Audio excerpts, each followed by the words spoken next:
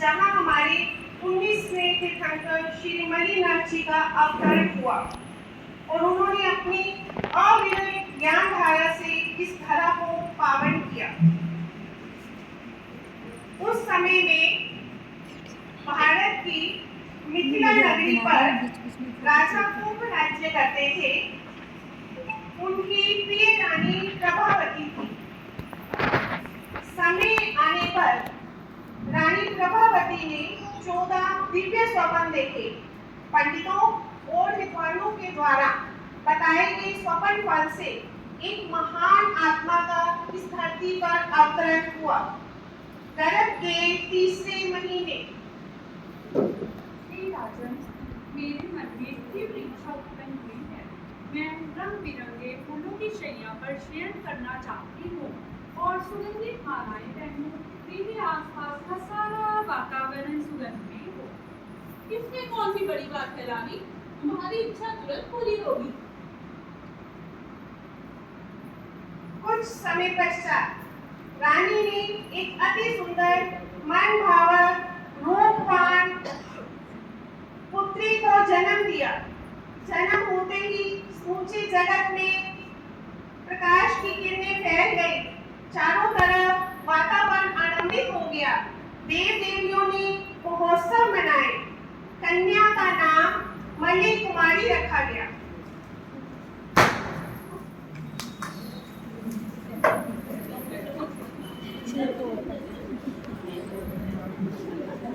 उचित समय आने पर मल्ली का शिक्षण प्रशिक्षण हुआ।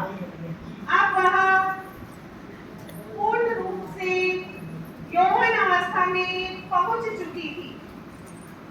मल्ली के रूप की चर्चा चारों दिशाओं में फैली हुई थी।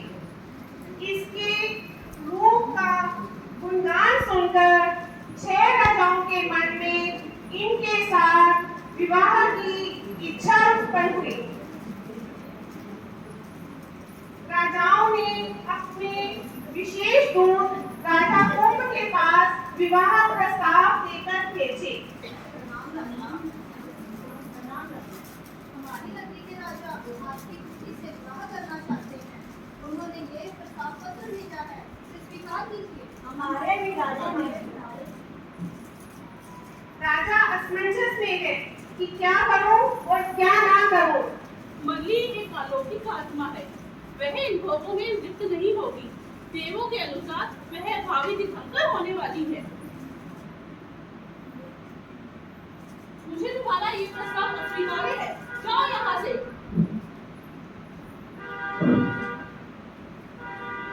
अपमानित होकर दूत वापस गए। अपमान बर्दाश्त न करते हुए 6 राजाओं ने इस दुर्लभ रत्न को युद्ध करके प्राप्त करने की ठानी। मिथिला को चारों तरफ से घेर लिया गया। राजा को युद्ध का संदेश भेजा गया। अचानक आक्रमण का समाचार पाकर राजा को चिंतित हो उठे।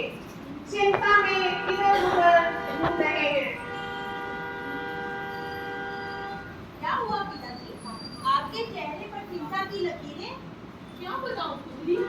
तुम्हारे विवाह का प्रस्ताव मैंने अस्वीकार कर दिया। इसलिए इन राजाओं ने हम पर आक्रमण कर दिया है। मल्ली अपने अभिज्ञान से सारी परिस्थिति को पहले ही भांप चुकी थी। पिताजी, आप चिंता न कीजिए। ये सब मैं पहले से जानती थी। अतः मैंने एक मोहन कक्ष पहले से ही बनवा रखा है। उसमें अपने ही सम दिखने वाली स्वर्ण प्रतिमा मैंने रखवा दी है, जिसको ऊपर से ढक्कन लगा हुआ है। वह कुंड में अंदर से खाली है। मैं रोज इसके अंदर भोजन डालती रहती थी। ठीक है पुत्री, आगे की योजना मेरे पास है। आप चिंता न कीजिए। निश्चित होकर उन राजाओं को मेरा विवाह प्रस्ताव दीजिएगा। ठीक है पुत्री, मैं अभी भेजता हूँ। विवाह प्रस्ताव पाकर बहुत ही हर्षित राजा की सभा में पधारे। राजा उन्हें उस बंद कमरे में ले जाते हैं जहाँ पर स्वर्ण प्रतिमा रखी हुई है। देखकर अत्यंत प्रसन्न है। बहुत सुंदर, बहुत सुंदर, अति सुंदर। जब प्रतिमा ही इतनी सुंदर है तो राजकुमारी कितनी सुंदर होगी। अंदर आते ही मणि ने मूर्ति का ढक्कन खोल दिया। उसमें से असहनीय दुर्गंध निकलने लगी। इतनी दुर्गंध कि सभी राजाओं ने उस प्रतिमा से मुख फेर लिया। हे राजन, आप मेरे जिस शारीरिक सौंदर्य को देखकर कितना मोहित हो रहे हैं, वह भी इसी दुर्गंध का घर है। याद कीजिए, 2 भवपूर्ण हम सब सातों मित्र थे। इकट्ठे ही हमने दीक्षा अंगीकार की, अतः एक समान साधना करने का प्रण लिया। परंतु कपट के कारण मैंने आप सबसे अधिक साधना की, जिस कारण मैं स्त्री रूप में पैदा हुई। सभी राजाओं को जाति समान ज्ञान हुआ और अपना पूर्व भाव याद कर विषय भोगों में लिप्त राजाओं ने मल्ली से क्षमा याचना की क्षमा देवी, क्षमा देवी।